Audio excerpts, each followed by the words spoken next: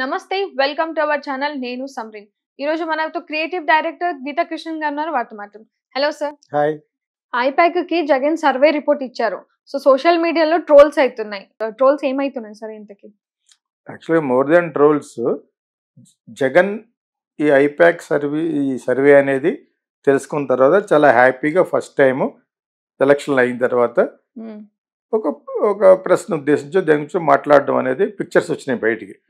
దాంట్లో ఉన్న సారాంశం ఏంటంటే మీరందరూ కూడా ఆశ్చర్యపోయే విషయాన్ని తెలుసుకోబోతున్నారు. June 3rd 4th result which is going to be an amazing for YSRCP. అంటే మోర్ దెన్ 130 కూడా రావచ్చు అనేది వన్ ఆఫ్ ద ట్రోల్ కాదు, అది వన్ ఆఫ్ ద న్యూస్. దాని ట్రోల్ ఎవడు చేస్తాడు? ఆ ట్రోల్ చేసేవాడు అంత పెద్దోడు ఏంటాడు?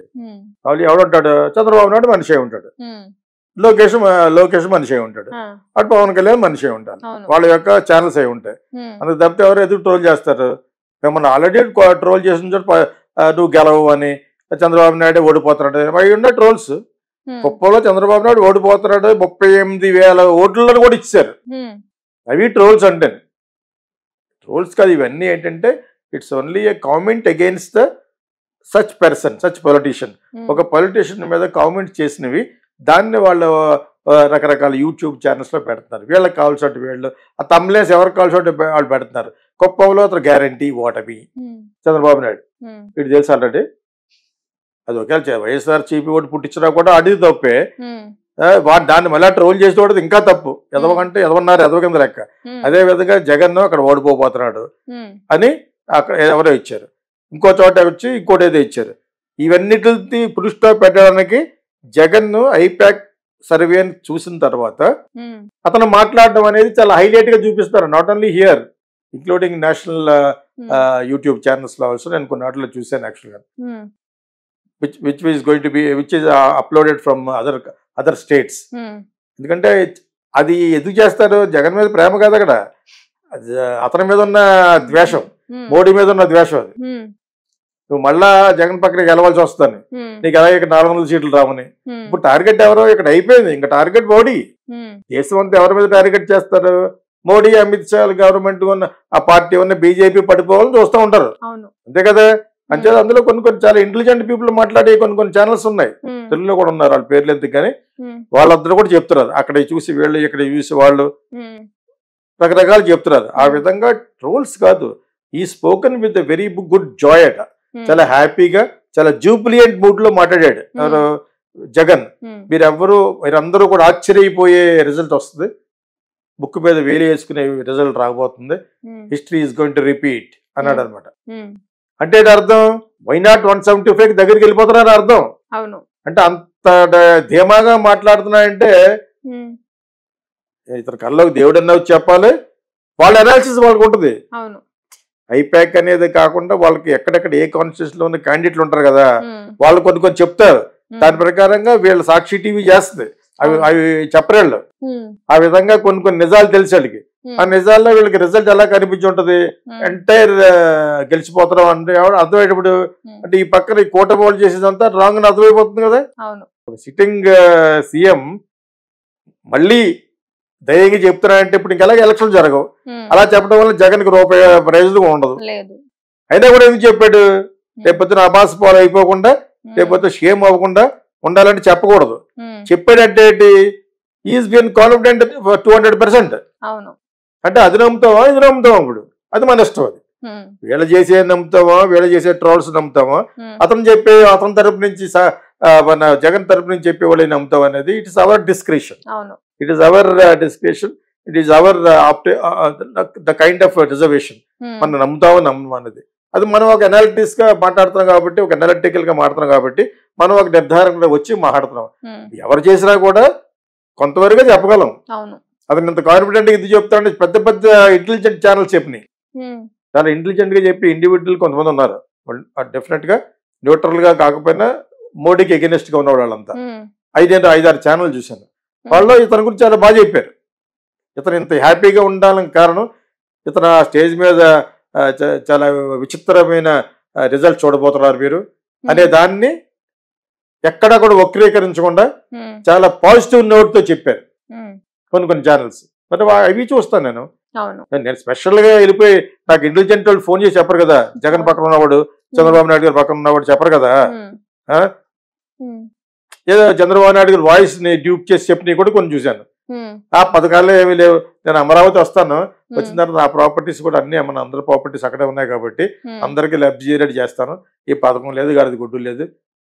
నేను చెప్పిన మేనిఫెస్టో ముందు మన డబ్బులు మనం సంపాదించుకుంటాం అనేది ఒకటి చూశాను నేను. ఆ వాయిస్ అయిందే. చంద్రబాబు నాయుడు వాయిస్ అని ఎలా అనుకుంటాం? అటువంటి వాయిస్ మిమిక్రీ చేసేవాళ్ళు ఇంతమంది ఉన్నారు. జగన్ వాయిస్ మిమిక్రీ చేసేవాళ్ళు ఇంతమంది ఉన్నారు. దేన్ని పూర్తిగా నమ్మలేం. ఈ టైంలో ఎందుకు మాట్లాడానా? అసలే టెలిఫోన్ ట్యాప్ చేస్తారన్న విషయం ఏదో సీనియర్ పొలిటీషియన్ గా ఆయనకి తెలిసినంత మనకు తెలియదు. ఆయన ఎందుకు మాట్లాడు అలాగా? అసలు పథకాలు లేవు, ఓన్లీ మన డబ్బులు సంపాదించుకుందాం అని అంటాడా? అది కూడా బయటకు వచ్చింది. నాకు పంపించారు ఎవరో, పంపించారు. అందరూ అలాగ ఉంది. ఆ పథకాల్లో ఏమీ లేదు. ఇంకోటి ఒకటి వస్తుంది. ఇంటెలిజెంట్ గా ఉండే కొన్ని ఛానల్స్ సొంతంగా పెట్టుకుని నడుపుకునే వాళ్ళు కొంతమంది ఉన్నారు. వాళ్ళు చెప్పిన దాంట్లో ఒకటి మట్టుకు వీళ్ళు జగన్ మేనిఫెస్టోనే కొంచెం పెంచి ఎన్హాన్స్ చేసి చెప్పారు. మరి జగన్ చేసి తప్పన్నారు ఇప్పటి వరకును. అప్పుడు పాలు అయిపోయింది స్టేట్ అన్నారు. అంటే వాళ్ళకి మేనిఫెస్టో చేయటం కూడా తెలియలేదు. చంద్రబాబు నాయుడు కూటమిలో ఒకటి తలాగరేసేవాడు, ఒకటి ఎలా చేసేవాడు తప్పితే మేనిఫెస్టో కూడా తెలియదు మీకు. జగన్ మేనిఫెస్టోనే పెంచారు. మన ఎవరో వాలంటీర్స్ కి 4,000 ఇస్తే 8,000 ఇస్తామని, 5,000 ఇస్తే 10,000 ఇస్తాను. మరి మనటి వరకు వాలంటీర్స్ తప్పన్నా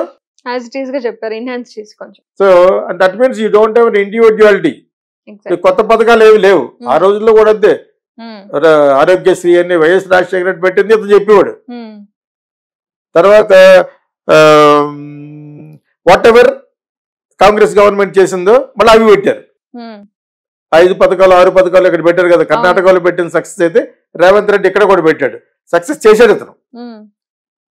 కానీ వీళ్ళు విమెన్ కి ఫ్రీ బస్ అన్నారు కదా, దాని గురించి ఎక్కడ మాట్లాడలేదు. పెట్టి మేనిఫెస్టోలో పెట్టారు కానీ దాన్ని ఫోకస్ చేయట్లేదు. అంటే దీన్ని బట్టి అర్థమవుతుందంటే వీళ్ళు ఏది చేయదు. చంద్రబాబు నాయుడు గారు కూటమి చేసినంత పెద్ద అంబక్ కింద జనాలకు ఒక అభిప్రాయం ఏర్పడింది. ఇప్పుడు అభిప్రాయం ఏర్పడిపోయినా మనం చేసేది ఏం లేదు. ఎలక్షన్లు అయిపోయినాయి. ఎలక్షన్ ముందు చెప్పాలి. ఇటువంటివి చెప్పుంటే జనాలు అలాగే 2-3 ఛానల్ చెప్పారు. నా దగ్గర చదువుకున్న ఒక అబ్బాయి, వాళ్ళ మిస్సెస్ మంచి ఛానల్ ఒకటి ఉంది, డైరెక్షన్ కూడా చేసాడు ఒక అతను. ఆ అమ్మాయి చెప్పింది, బీ కేర్ఫుల్, వీళ్ళ మేనిఫెస్టో ఇది, వీళ్ళ మేనిఫెస్టో ఇది, బీజేపీ మేనిఫెస్టో ఇది, కాంగ్రెస్ మేనిఫెస్టో ఇది, ఎవరెవరికి ఓటు వేసేది అనేది చాలా జాగ్రత్తగా ఉండడం చెప్పి నోటాకు వేయొద్దు, వేస్ట్ అయిపోతుంది అని అది నేనే పెట్టాను ఫేస్బుక్ లో. సో ఇటువంటి ఇంటెలిజెంట్ ఛానల్స్ ఎంతమంది చూస్తారు? మా చూస్తే 135K చూస్తారు. ఆ 135Kతో అయిపోలేదు కదా. మన రాష్ట్రంలో 4 కోట్ల 5 కోట్ల మంది ఉన్నారు. అందులో సోషల్ మీడియా చూసే వాళ్ళు డెఫినెట్ గా 2 కోట్ల మంది ఉంటారు అనుకో. ఆ 2 కోట్ల మంది చూడలేదు కదా మరి ఇది. అంచేత అవి నేషనల్ ఛానల్స్ చెప్తే చూస్తారు. ఇక్కడ ఉన్న పాపులర్ ఛానల్స్ చూస్తే చెప్తారు. చెప్తే వింటారు వాళ్ళు. వాట్ ఎవర్ ఇట్ ఈస్, కొంత ఇన్ఫ్లుయెన్స్ అంటే జరిగింది. ఓటేసేవాడు ఈ రోజున అప్పుడులాగా అమాయకుడు కాదు. కొంత అవగాహన కలిగిందని చెప్పుకోవచ్చు. ఈ సందర్భంలో జగన్ బొమ్మ రిజిస్ట్రేషన్ ఆఫీస్లో రిజిస్టర్ అయిన మన డాక్యుమెంట్స్ ఉంటాయి కదా, అక్కడ బొమ్మ తీసేయమని చంద్రబాబు నాయుడు అన్నారు. నేను అంటున్నాను యాజ్ అ ఫిల్మ్ మేకర్గా, ఇక్కడే కాదు ఒక చట్టం పట్టరావు, లేకపోతే నేను పబ్లిక్ లిస్టిగేషన్ కేసు నేనే వేస్తాను. అదే డబ్బులు చూసుకుని ఎవరి ఫోటో ఎవరి బొమ్మ వేయకూడదు దేని మీద, ఇంక్లూడింగ్ మోడీ బొమ్మ, ఇందిరాగాంధీ బొమ్మ. మీ బొమ్మలు ఏంటి విగ్రహాలు కట్టడమే వేస్ట్ అని చెప్తున్నాను. ఈ ప్రతి సందుకు ఒక విగ్రహం అవసరం. సో ఒక ధవళేశ్వరంలో కాటన్ ధర విగ్రహం కట్టారు అర్థం ఉంది. అది ఇప్పటి వరకు కూడా ఆనిముత్యంలో ఉంది. ఆ barrage British governor, eminent person British government ఎందుకు కట్టాడు? ఇలా కట్టడం వలన ఈస్ట్ వెస్ట్ అందరూ కూడా చాలా సుభిక్షంగా ఉండాలి అని చెప్పి ఉద్దేశంతో కట్టాడు. అదే విధంగా సుభిక్షంగా ఉన్నాయి. అలాగే ఎవడో ఒకటి కట్టారు కానీ ప్రతి ఒక్కరు గాంధీది కట్టారని అర్థం ఉంది. ప్రతి ఒక్కరిది, ప్రతి యూస్లెస్ ఫెలోది కట్టేయడం. తర్వాత ఏమో జయలలిత అంతే, అమ్మ క్యాంటీన్. ఈయన అంతే, చంద్రబాబు నాయుడు సిబిఎన్ క్యాంటీన్. మీ సొంత డబ్బులు ఇచ్చారయ్యి. జగనే కాదు, అసలు గవర్నమెంట్ కి సంబంధించిన, ప్రజలకు సంబంధించిన దాని మీద మీ ఎవరి ఫోటోలు కానీ మీ ఎవరి పేర్లు కానీ ఉండకూడదు. ఎలా జరుగుద్దో తెలియదు కానీ I will must raise this point in Supreme Court. PIL అంటారు, పబ్లిక్ లిటిగేషన్ కేసు. సో ఇప్పుడు జూన్ 4 తర్వాత రిజల్ట్స్ వచ్చినాక ఏపీలో దాడులు జరిగే అవకాశం ఉందని కూడా ఇంటెలిజెన్స్ రిపోర్ట్ ఇచ్చిందంటూ చెప్తున్నారు. దాని గురించి ఏం చెప్తారు సార్? డెఫినెట్గా ఉంటాయి. ఎలక్షన్ అయిపోయిన వెంటనే వాళ్ళ కొన్ని చోట్ల చాలా దారుణంగా కొట్టుకోవడం అనేది ఈ ఎల్లో ఛానల్స్ చూపించినాయి.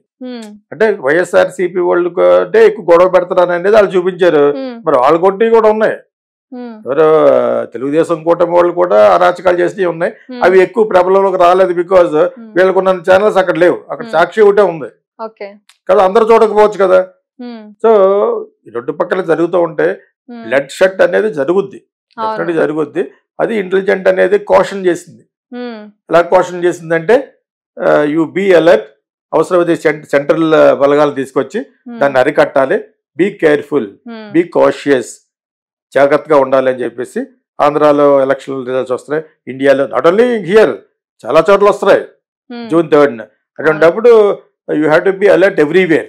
ఈ రక్తపాతం జరగకుండా ఉండాలంటే you have to take care policing, state policing and also central బలగాలను కూడా సిఆర్పి అందరిని పిలవాలి. పిలిచి there need to be a protection for the common man. ఆఫీస్కి వెళ్ళే వాళ్ళు ఉంటారు, అక్కడికి వెళ్ళే వాళ్ళు ఉంటారు అనమాట. So this is what central government has to take the responsibility to stop the ఈ బ్లడ్ షెడ్, రక్తపాతం ఆపడానికి మన ప్రయత్నం మనం చేయాలి, వాళ్ళ ప్రయత్నం వాళ్ళు చేయాలి. అవును. Okay, thank you so much sir.